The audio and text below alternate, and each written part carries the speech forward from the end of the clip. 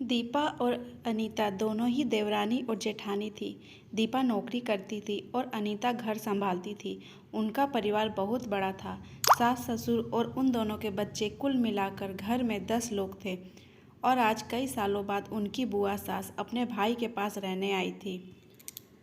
सुबह उठते ही बुआ जी ने देखा दीपा जल्दी जल्दी अपने काम निपटा रही थी। अनीता ने सबका नाश्ता बना दिया। जिस नाश्ते को दीपा ने सबको परोस दिया। इसके बाद दीपा ने खुद अपना टिफ़िन पैक किया और जॉब पर चली गई। अनीता ने फिर दोपहर का खाना बनाया और थोड़ी देर बैठ गई अपनी सास और बुआ सास के पास। बुआ सास से रहा नहीं गया और अनीता से बोली कि छोटी बहू, तेरी जेठानी दीपा तुझ पर बड़ा हुक्म चलाती है।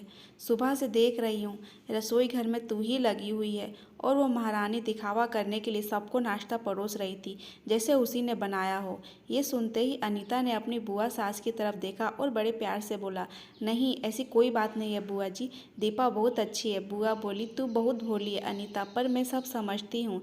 इतनी बूढ़ी मैं ऐसे ही नहीं हुई। अनीता से अब रहा नहीं गया और वो बोली कि बुआ जी, आपको दीपा दीदी का बाकी सबको नाश्ता परोसना दिखा, मगर आपको ये नहीं पता कि उन्होंने मुझे डांट कर सबसे पहले नाश्ता करवाया, फिर चाय पिलाई और वो मुझे रोज़ ही सबसे पहले नाश्ता करवा देती हैं, वरना सबका नाश्ता बनाते तो मैं नाश्ता ही ना कर पाऊँ।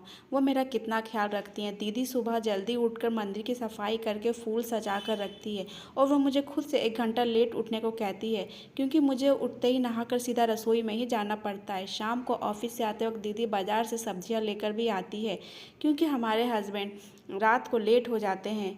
और दीपा दीदी ने सासू माँ को बाज़ार जाने के लिए मना किया है क्योंकि माँ जी अब 60 साल से ऊपर की हो चुकी है, कहीं बाज़ार जाते समय उन्हें तकलीफ़ ना हो जाए। वैसे भी उन्हें घुटनों की परेशानी है और जब माँ जी को घूमने का मन होता है तो दीपा दीदी छुट्टी करके खुद उनको घुमाने लेकर जाती है।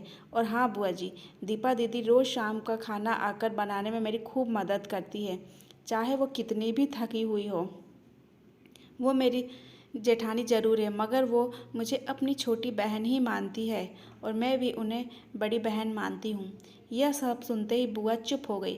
शायद उसकी चुगली अनीता के आगे फेल हो चुकी थी। शाम को दीपा सब्जी की थैली अनीता को पकड़ाते हुए बोली कि अनीता, सब्जियों के साथ वाले थैले में तुम्हारी फेवरेट लेखे की किताब भी है। ये सुनकर अनीता खुश हो गई और बोली, थैंक्स दीदी। अनीता सब्जी की थैली किचन में रखी और किताब रखने अपने कमरे में चली गई। तभी बुआ जी ने दीपा को आवाज़ दी, बड़ी बहू जरा इधर आना। दीपा बोली, बुआ जी बुआ जी। तभी बुआ बोली कि तुम इतनी मेहनत करके कमाती हो और ऐसे ही फालतू किताबें खरीद कर पैसों की बर्बादी कर रही हो, वो भी अपनी देवरानी के लिए। वो तो वैसे भी घर में करती ही क्या है, तुम दिन भर मेहनत करती हो और वो घर पर आराम करती है। तो इस बात पर दीपा मुस्कुराई और बोली, क्या बुआ जी, आराम और अनीता, उसे तो कह कर आराम करवाना पड़ता है।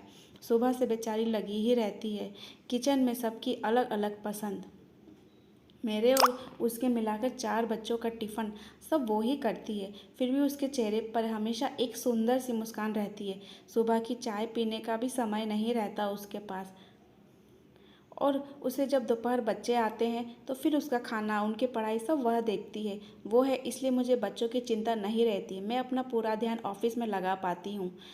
ये सब वो ही ध्यान रखती है। घर पर कभी कौन सा रिश्तेदार आता है उनकी सेवा भी वही करती है। और बुआ जी, घर पर रहकर घर और बच्चे संभालना कोई छोटी बात नहीं। मेहमानों की भी आवभगत अनीता बिना किसी शिकायत के करती है। उसे तो बस पढ़ने का ही शौक है। फिर मैं क्या अपनी छोटी बहन के लिए छोटी सी इच्छा भी पूरा नहीं करूँगी?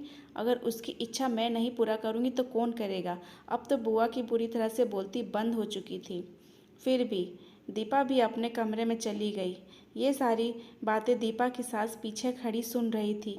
वो बोली बुआ के पास आकर कि जीजी, ये दोनों देवरानी जेठानी जरूर है, मगर इनका प्रेम 2 सगी बहनों से भी ज़्यादा बढ़कर है। ये दोनों ही एक दूसरे का अधूरापन पूरा करती हैं।